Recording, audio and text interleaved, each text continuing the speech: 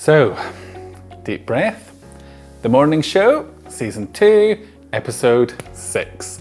And I don't even know where to begin with this episode. In all honesty, I did not enjoy it. And I think it is by far and away the weakest episode of the series so far. So I'm going to try and not be too mean about it as we go through it. But Jennifer Aniston didn't even turn up to the party this week. I don't think I can even go so far as to say there will be any spoilers this week, but I will be talking about events that happened in the episode for other people who have watched. So technically, those are spoilers if you haven't seen it already. As always, I want, and this week, I need to know what other people are thinking. Please like, comment, and subscribe to join in the commiseration, the conversation about episode 6, A Private Person. The main thrust of the episode is Bradley and Laura being outed by Corey in some sleazy rag, and it feels like the writers have done everything they can to make the stakes of this as low as possible. Bradley and Laura's relationship, if we can call it that, is, if we are very generous, 4 episodes old. And that includes one kiss at the end of episode 3 and all of their sort of background scenes in the hotel in the last episode. Bradley has an awful relationship with her family already, and that we've seen very little of. And very little sign that she's even keen to seek their approval for her own life anyway. We are reminded that it's fine to be queer these days. We are told that Alex and Mitch dodged a similar story before. I guess we should be interested in Bradley and Corey's friendship, but it's just so clouded in weirdness and mystery. It's always been difficult to engage with. It's very clear though that they want us to be engaged in that relationship, that friendship, because we see Corey, the great betrayer, many a time sitting gloomily alone, ruminating on his selfish choices. He's chosen Hannah over Bradley, and we just do not know why. So when things don't make sense, it's really hard for me to care. I think fundamentally, this is a big lesson in showing versus telling. They tell us this is a big deal, particularly for Bradley's family. They have told us that Corey and Bradley have this important relationship, but they've only ever shown us Corey and Bradley having conversations either side of hotel door rooms. And the last time we saw Bradley's mother was in the depths of season 1. And I can only assume that Brett Butler, who plays Sandy Jackson, was unavailable. So we're left with her representative in Bradley's brother, Hal. And he's hanging around, getting in Bradley's way and stopping her from staying at Laura's house. I just don't care. I don't really know what to say about Laura stepping in at TMS either. It was hugely predictable when it was clear that Alex was MIA, but it wasn't really clear why Chip would suggest her.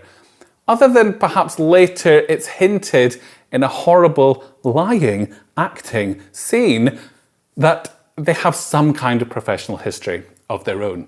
Laura even calls him Chuck. Bradley's glee at this bring your closeted girlfriend to work day makes no sense either. And neither does Laura agreeing to go along with being closeted at work for Bradley. Especially after that speech we got from her 2 episodes ago. It all feels messy and very soapy. It works for the episode to have them together, but it doesn't work for the logic of the world they live in and the characters that we've been shown that they are. Anyway, in the end, Bradley prioritizes her found family, Laura, over her biological family, Hal. This is shown as emotional growth. Bradley taking control of her life, and perhaps finally letting go of the anger, although it has been replaced mostly by confusion. In other storylines, Chip is pretending he's speaking to Alex, but he isn't, and he has a really big bust-up in Alex's empty apartment with Isabella, who has done almost nothing up until now. She says, "What is it with you people? Mediocre white men," she clarifies, and goes on to say, "You're always things up for everybody and you're always first in line for second chances. You're not exceptional. I'm sorry, you're not, and I'm so sick of it." I can't argue with her sentiment, but the timing and direction is confusing. Why now? Is Chip getting a second chance?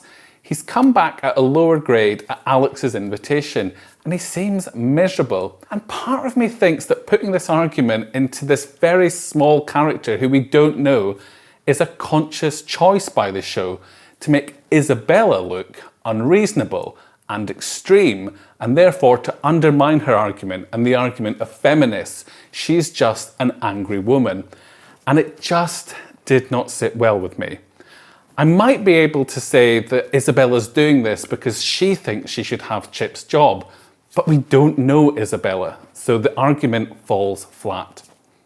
I wonder if the show got a lot of criticism for being too liberal in the last season, and so they're trying to create these moments to show balance or nuance, but they feel so fumbled and insincere that I'm not sure what the show is really trying to do and what we're supposed to be thinking or feeling about any of this. Which brings us neatly on to Yanko. Yanko, what have they done? Stella thanks him for defending her and he thinks he's in the all clear, but then she says that she still has to suspend him and he explodes. You can't win around here. What am I supposed to do? I mean, seriously, what am I supposed to do? The weather, Stella responds. So, should Yanko be a hero for beating a racist up? What do you think?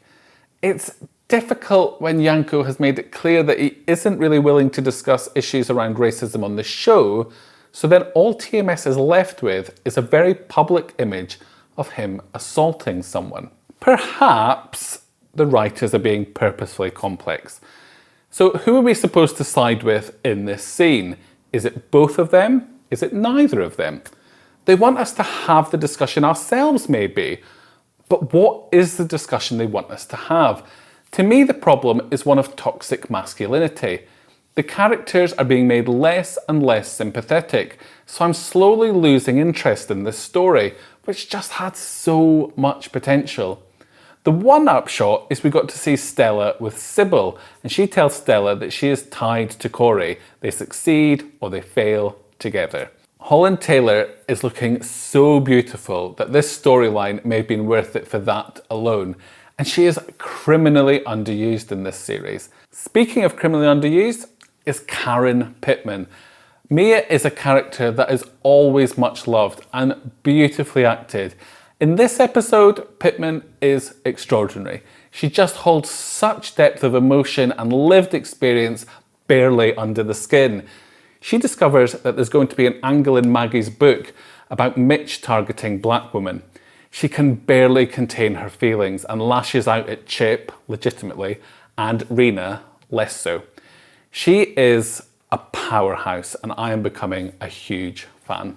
Elsewhere in the studio, Daniel wasn't sacked after all.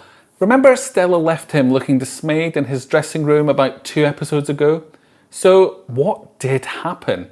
He is certainly disgruntled and in an on-air interview confronts a high-profile talk show host who had previously called him mincing. This doesn't go down well with Corey because said talk show host is bringing in money for UBA Plus, the streaming platform. Remember that? We're now up to episode 6 of 10, and the whole COVID storyline that was strongly hinted at the start of the season seems to have mostly fizzled out, apart from a couple of unsubtle background news reports here and there, and particularly in this episode, reports of rising cases in Italy. I wonder how that will impact the next episodes and whether Alex might finally be found enjoying pizza and pasta and ice cream, gelateria, with Mitch and Paula. So much has felt like it was being set up without ever building momentum. And I don't know where we're going or how much of it will be picked up again. But I will be sticking around to see Alex and Mitch in the next episodes. Hopefully. Who knows? So tell me, were you as disappointed as me? What do you think? Like, subscribe and comment so we can all commiserate together. I will see you next week. Promise.